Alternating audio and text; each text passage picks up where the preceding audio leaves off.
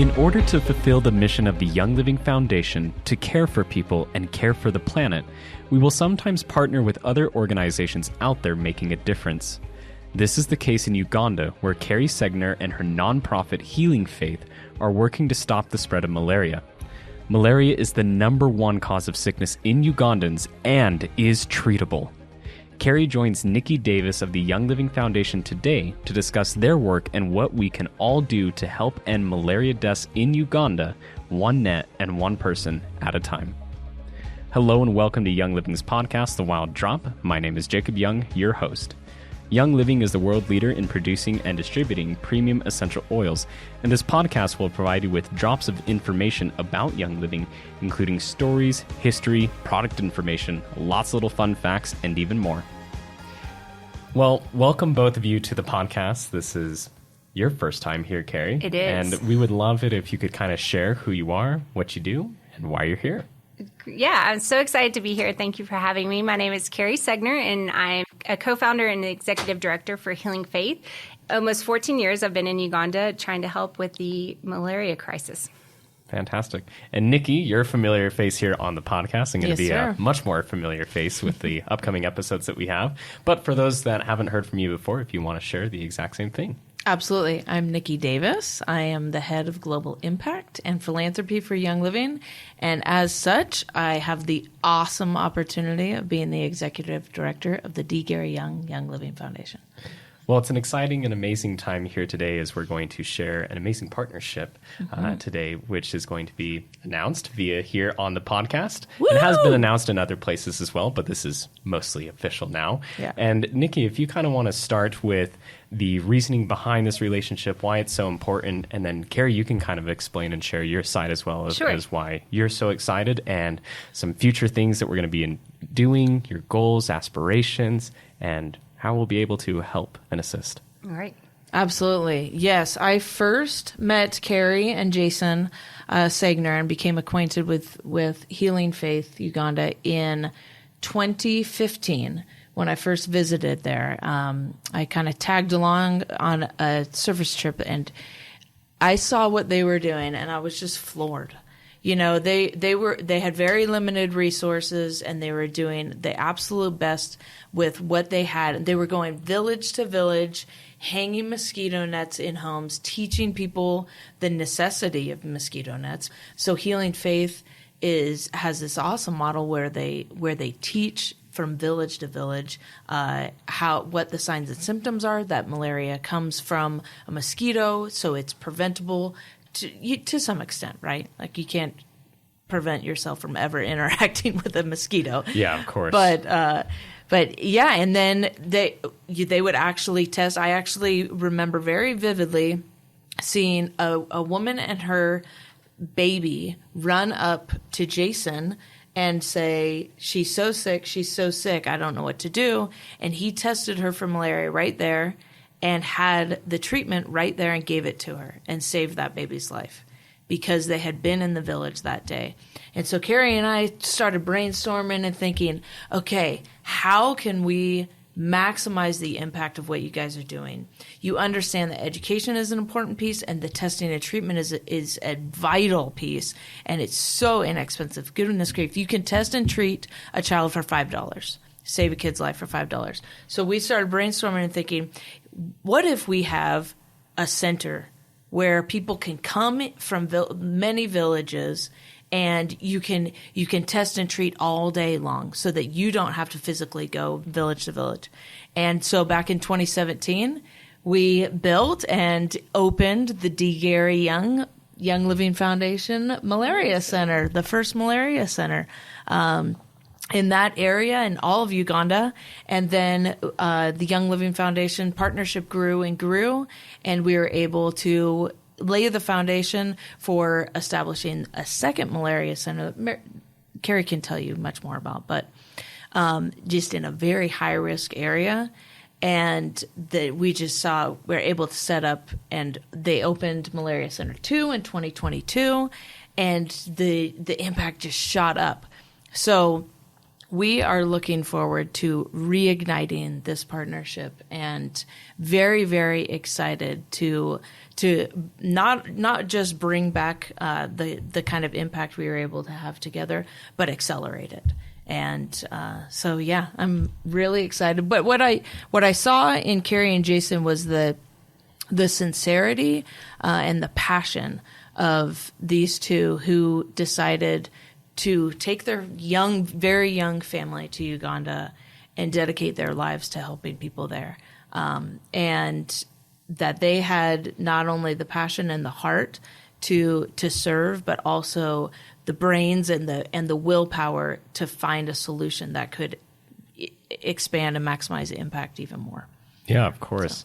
So. Well, Kari, I would love to kind of know the backstory of what led you to going to Uganda and why you stayed there for so long. Yeah, so in high school, I just had this not wandering heart, or maybe it was a wandering heart, but this feeling I was supposed to be doing something more. I grew up in a small Texas town, and so I would just work. In high school, I found out about these opportunities for mission trips, so I'd work year-round to try to save up enough money and would spend my summers abroad. And when I was 16, I got the opportunity to go to Mozambique and Southeast Africa for 2 months. And just being there and seeing the poverty and seeing the need just really changed my heart forever. And I remember even filling out this little commitment card that I was going to serve in Africa someday. I was going to be there. And and then life just kicks in, and you let all these fears take over of like, well, if I go right out of high school, will I ever meet, my future husband, and then you get married and you start worrying about,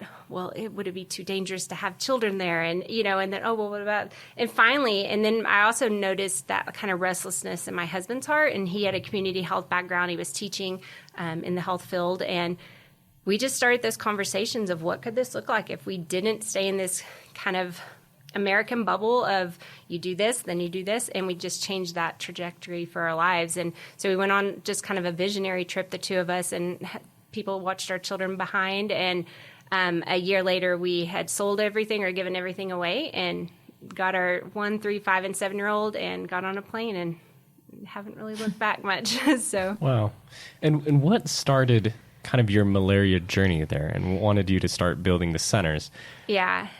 So we lost our first daughter in the U.S. It had nothing to do with malaria. It was something that couldn't have been prevented, but she died right after she was born. And her name was Faith, which is part of a huge reason for the naming of our organization, Healing Faith. And so it was a way to just kind of honor her life and death and how that changed our hearts and how it also woke us up that you're never guaranteed another day to, I know this is what I'm supposed to be doing or called to do, but I'll do that later in life. And I think that was the big wake-up call to quit putting that fear first of what could happen and just taking that step of faith and just doing it and seeing where that leads. And so we went to Uganda, and our first year, our son who had just turned 2 got malaria.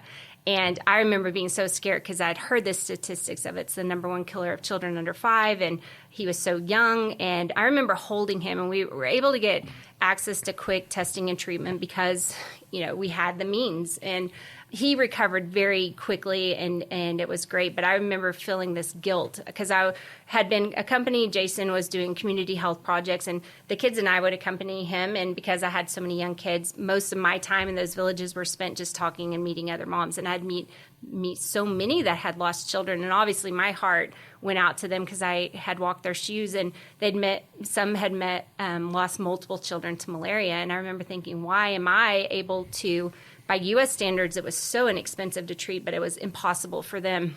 And so they were losing their children to something that has a very effective medicine for it and treatment. So that just kind of shifted my entire focus from just broad-based general health, where we felt we were just going so wide, we weren't really going deep at all, and focused on malaria. And I was just like, I don't feel like this needs to be the statistics. I don't feel like I need to keep meeting so many women that have lost children to this. And so that started the path on malaria. Wow. Thank you so much for sharing that story. Yeah. And I'm so terribly sorry to hear about your daughter, but it's amazing what leads us to other things as well, and full circle. So with everything that you've been doing recently, and now kind of this partnership that we have here. I would love if you could kind of share, like, we have the background and the story and the reasoning behind it, but how do we rally people to kind of want to help and be part of this journey, part of these trips? Obviously, we have like the foundation trips and whatnot. And so I think it'd be great if you kind of shared like what I call the rally points, like the reasoning behind the rally to get the people together, to come together and to be part of this and to get behind it. Yeah. Well, I just want to state, too, that just being back in the Young Living world is so meaningful to us. I mean, when I think of our last 14 years in Uganda, I can't think of that history without thinking of the Young Living Foundation and those early meetings with Nikki when we're trying to, like, okay, dream bigger. What could be that? I feel like she really, and with the backing of the foundation, is what allowed me to step outside another box again and think big and go big. So I'm really excited to be back and have this opportunity. And it's really funny. I wanted to tell when Nikki was talking about how that very first day when she came on a service project, I didn't know anything. I hardly knew back then, having been in Uganda, what Young Living was. I was still just trying to familiarize myself, and I didn't know there was a foundation. I just knew there was this woman on this trip that did not leave my side and asked me so many questions all day long. And I'm like, okay, she is very interested in what we're doing, which was great. I could answer those. And then we also would buy charcoal in this village for our cooking stove. So we're like loading it up. It's been a long, hot day in the village, dusty. We're loading these huge sacks of charcoal up on the van. And then she's like, hey, Jason, Kari, we'd actually like to get some video of you guys, like covered in soot. I'm like, okay, so yeah, we're going to do this. And then that's when she told me that, she was the director of the foundation. And again, I didn't really know what that even meant, but she's like, yeah, we've kind of been vetting you all day. I was like, okay, good to know. I'm glad I didn't have to know that. You passed. Congrats. Yeah. Yes, exactly. But so that's pretty. But there's so many amazing memories like that through the years, and the foundation has been such an encouragement to us and prompting us to dream big, do more, and that can't be without the support of members. And so I think if I had, or I do have the ability to talk to them, I would say that it doesn't have to take millions to make a difference. $5 in our organization saves a life. And I always tell people, like, skip a latte, save a life. Just if you're able to do that once a month, that's a person, an entire, not just that life saved, but that whole family. When your child doesn't die and the impact that will have for your future and that family's future, is huge. The ripple effect from $5, saving $5. If you're able to do that once a week, even better. That's 4 people that you could save and 4 families that you can change the trajectory for them. So, yeah, I would just encourage people to know it. You don't have to, if you can, if you have this mindset, well, if I can't give thousands, I'm not able to do anything. I just won't do anything. But that's not the truth. Like $5 literally will save a life in our organization. So, yeah. No, I think I think you're right, and not only for your situation and the awareness that you're bringing to malaria, but for a lot of the different projects that are out there right now. It's amazing how little goes a long ways. Yeah. I know it's kind of a hard thing to think about, and a lot of people are always like, well, I feel like I'm not contributing a whole bunch because I was only able to do 25 last month, and I say, that was a lot. I don't think you realize just how much goes into that and how that's divided across the different projects that we have and everything. Right. This perfectly aligns with everything that we stand for and that we value at the foundation in just helping those that need help, right? Aiding those that can't help themselves, embracing, empowering the youth and just everyone around as well. And so, Nikki, it'd be great if you kind of shared where people can go to be part of this effort if they choose to do so. You know it. So by the time you guys are listening to this partnership will be fully re-announced and alive. And you can go onto our website, www.younglivingfoundation.org, and find the Uganda partnership. And guys, 5 Alive. That has a good ring to it. Right? That's really good. I actually just thought of that right this second. 5 Alive. For $5. $5, you can save a life. Like, any of us can do that. And like you're saying, Jacob, it kind of, sometimes you feel like, oh, I'm not giving that much, so there's not that much impact. You're not alone. Like, we're a huge force for good here at Young Living. We're a family here. And when we come together collectively, these 5 Alives from 100, 200, 500, 1,000, 5,000, 10,000. It goes on and on. That's a whole lot of impact. Yes. That is a lot of good. So yes, go to our website, navigate through our website, and you can find 5 Alive, save a life for $5 with our Ugandan partnership with. And the amazing thing, too, is, back when we just had Malaria Center 1, we were and those numbers blew us away. But I think when we hit 10,000 in 1 year of patients coming through, we're like, oh, my word, that was bigger than we ever could imagine. And last year with the 2 centers, we saw over 73,000 people that came through seeking help. So that, every $5 is helping in a huge way. So, yeah, the need is there. That's just at 2 centers.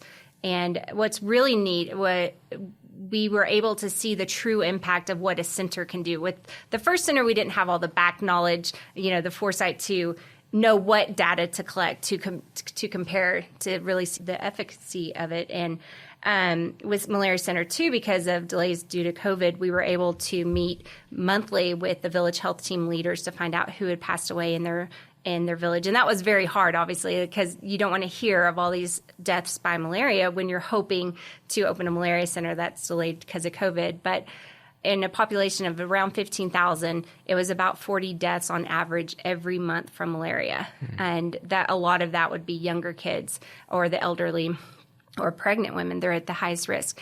And the second center opened in August 2022. And by February of 23, that number dropped to 0 and has been at 0 since February 23. So we see that it matters. We see that it's helping, that those donations are truly changing lives and changing the face of malaria in Uganda. Amazing. I want to backtrack a little bit because I know for some people like me, I didn't know that to them, the people that they're the Ugandans, that it was considered a curse. Mm-hmm. And it's always shocking to hear of cases like this where it's just simply lack of education. Mm-hmm. And so if you could explain a little bit more kind of about malaria and treatment mm-hmm. and how that whole process works. They come in, the time in and out and whatnot. Right. And to kind of give people a better understanding of what people are facing there and what mm-hmm. they need to do, why it was very difficult to begin with, and how you've made such great strides as you shared with some of the numbers, which are just shocking numbers. Like mm-hmm. you don't hear of something like that ever. So education, I think, has been the key element in what we're doing. And we started with that also because that, to share and to educate was very low cost, we didn't have a lot of money in the beginning. And so we really took time to talk with our Ugandan staff and people affected by this of trying to understand and learn, like, okay, so you don't even realize a mosquito bite is what causes it. Okay, let's tackle that first. Because if you don't know what enemy you're fighting in a war, how are you ever supposed to defeat them? So that was... So our education program, we worked really hard on finding what not just makes sense to us, but relates to Ugandans and in their lives. And so whether it was putting it in terms of some adults can overcome it, they have stronger immune systems in young kids, but they'll miss work, and that can mean loss of employment, and that affects their family. And so even if death is not the outcome, there's hardly ever a good outcome when it comes to malaria if you aren't able to get testing and treatment. So it's been huge just to let people know these are the signs and symptoms. And if you're experiencing this, you need to get help, because especially in those very young or the high risk, pregnant women, elderly, it can go from first symptom to deadly within a matter of days. And so you don't have a lot of time to sit on this. And we had an amazing story that just happened a few months ago. We'd had a family that had come in, received treatment, and anyone that comes in our center, whether they're positive or not, kind of the price they pay is to sit through education with the social worker. And so everyone who comes through the doors receives education. And we'd had a family that had come in. I don't know what their positive cases were or weren't when they first came, but I know they received education. Well, that same family, they had a 5-year-old daughter and a 10-month-old son. And the mom was away. Often the kids will stay home alone, and because the moms have to go dig in the garden provide food for the family. So this mom was away that day, and this 5-year-old who was taking care of her 10-month-old brother noticed he had started vomiting and he had fever, and she immediately knew and recognized that for malaria. And she carried him on her back. I'm not sure how far away they live from the center, but a lot of people walk many miles to get there. And she brought him to the center, and our staff, just this 5-year-old shows up with the baby. And so they immediately mobilized to find the mom, and he ended up having severe malaria, and they jumped in to stabilize him immediately, get the mom, and he had a full recovery. So that just shows the importance of the education aspect of it too, because for sure at that age and how severe it was, probably by the time the mom got home that night, that baby would have either passed away or would have been maybe too far to, because with young ones too, they get very anemic because it attacks the blood vessels and the blood cells. And so, yeah, even if he was still alive, it would have been very hard for them to have been able to give him the treatment that he needed if it had turned that severe after just waiting a day. So, wow. Yeah. So what is the treatment specifically then? So when you come into the center, we do general information collection. Everyone kind of tells what village they're from, their age, all of that. We take their weight, their temperature, all of that sort of things, get the vitals down. And then they'll go to our lab technician, and we can test with just a fingerprint, and it's just a rapid test, and we do rapid test everyone. But if the test comes up negative, it can sometimes be a false negative. So just in case, especially if they're having some severe symptoms or exhibiting symptoms, we can test under the microscope. And that lets us see, or even if they're positive, we can test under the microscope to see how severe it is, because that will show us the malaria count on the smear, the blood smear on the side will show how severe it is, and that helps us gauge what type of treatment they need. So there's some very, very effective medicine, and it's not expensive by U.S. standards at all. And so if they're positive, then they meet with our medical clinical officer to just have a more thorough medical exam, and then our social worker for the education aspect of it. And then we have a pharmacy right there at our center, so they are able to get education about the medicine, because that was another thing. If someone would go to the hospital or another clinic, they might only be able to afford something equivalent to a Tylenol to help the headaches. So you're addressing the symptoms, but not addressing the disease itself. Yeah. So we talk about that, about proper usage. Or if you start, you can start feeling better after a day, but it's a 3-day treatment. We tell them it's very important you finish the treatment. Their inclination would be to save it for the next time. Yeah. And that's, not great either. So we educate there. They meet before we give them medicine. They receive education on the proper way to take it. And then we do have a severe treatment room in both of our malaria centers. So for those that can't take tabs, can't take oral medicine, we can do IV fluids, because a lot of them need fluids, especially the young kids. Yeah. And then if they're still very severe, if it's too large for our organization to handle, then we take care of referring them to a larger clinic. We help transportation and getting them to the nearest city and clinic that can help them with overnight care. Gotcha. Nikki, you've been on so many service projects with our brand partners, and it would be awesome if you shared some of the success stories, the trials and the tribulations, and just, I think, the ultimate rewards at the end of the journey. Absolutely.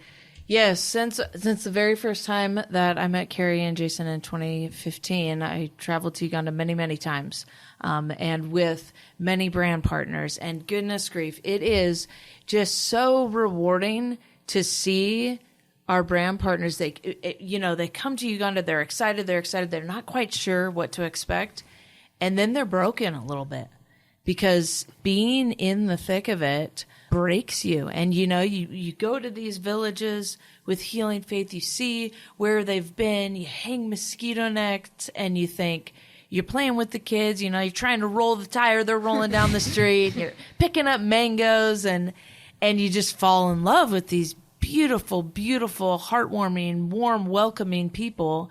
And then you think, how many people in that village have passed because of malaria? And it's just, it's a little bit harrowing, and it breaks you. But I think that's part of how we as humankind work, is when we're broken, it fuels our desire and our passion to do something about it. It brings us together. Exactly. Like the world is not this so huge. And so you see these brand partners who come back and they start nonprofits of their own. And they set up service projects, fundraisers in their local communities, to give to the foundation, to give to the anti-malaria fight. And you see it ignite this passion and fire within them. And they go, and then they're like ambassadors for the cause. And they ignite the fire in other people. And I always see our role at the foundation is, I've looked in the eyes of these kids who need our Young Living partners. And then I get to interact with our Young Living partners and be a connector between those two. And the more people that go and experience firsthand what it looks like, what it feels like, the gravity, the impact that we can have, then you go back and you're the voice for those people. And you understand, and then you create other voices. And it's this ripple effect that you never really know the ultimate impact that you're having. And it's not just the one life, like what Kari is saying, it's not just the one life that's affected. It's that whole family. And then the whole community. It's a huge ripple effect. And it's like, if you hadn't felt within your heart, hey, I can do something, maybe, then who's not going to be impacted that day? It just feels like, hey, you feel that? Do something about it. Act. Say yes. You're never going to regret it. So we're seeing lives change beyond the patients themselves, even just in our staff, because of what the Young Living Foundation has done to help us grow as an organization that grows and creates more job opportunities. And we've had so many testimonies from our staff in Uganda about how it's changed their lives, how having steady employment and working with a good organization, and in the service trips coming over and encouraging them, that I say those service trips do just as much for our staff as it does for the members that are coming. But it's changing lives. It's creating opportunities for our staff to send their children to school and to know and give those children futures. So the ripple effect is huge, well beyond just the one life saved. So amen to that. I think it'd be fantastic if you shared kind of, like I said, your hopes and goals for the next few years, and ideally kind of what your big dream, your big goal is for this project and this plan.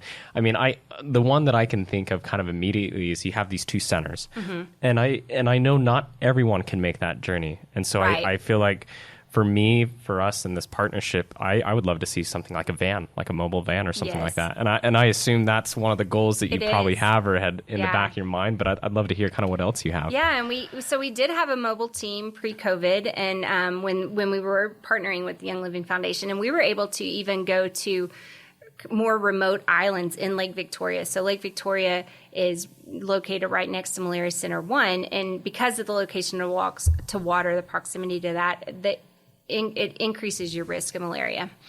So we were able to go to these island villages that don't have the means, or there's a big fear of water crossing, and so they weren't getting the help they needed, but they were some of the most, the highest risk population because they're surrounded by water. So the mobile team was amazing, and we were able to do that. With COVID, we shut that down. We had to. We didn't have a choice. The restrictions on travel were very severe in Uganda, and so to be able to get that back up and running, we could operate since we have the brick and mortar building, the clinics, we're able to do mobile work in either of those two districts, which could cover a huge population. So a mobile team would be very amazing to have, reliable transportation because you never know quite where you're going when you go deep. And then, those employees that to educate, test, and treat would make huge differences. Awesome. Yeah. Well, Kari, thank you so much for sharing everything, your passion, knowledge, and it's just, unless it's not something that you ever think about. It's not something that you ever realize either. And one of the many reasons why I love doing this podcast is because I'm constantly learning every single time, and just learning from amazing individuals like you, and just wanting to be part of this. And so I'm motivated. I'm ready to go already. So, Nikki, if you kind of want to share any last thoughts, that you may have. Yeah, so if you're wondering how you can get involved, it's so simple. So like Kari is emphasizing, this is such a severe problem. It's the leading cause of death in children under 5 in Uganda. And in all of Africa, a child dies every 60 seconds from malaria. Like, how long is this podcast? 30 minutes or so? So 30 children have died since we've been here. And let's do something about that, guys. Like, we at Young Living are a force for good. We have the capacity to bind together to do amazing things. So go onto our website right now, click on the link in this podcast, and you can give directly to this cause. Make a difference right now. Before you leave, before you get out of your car, whatever, wherever you're going next. Let's do this. Let's be committed to make a difference so that, a whole classroom of kids doesn't die every 30 minutes, 2 whole classrooms every hour.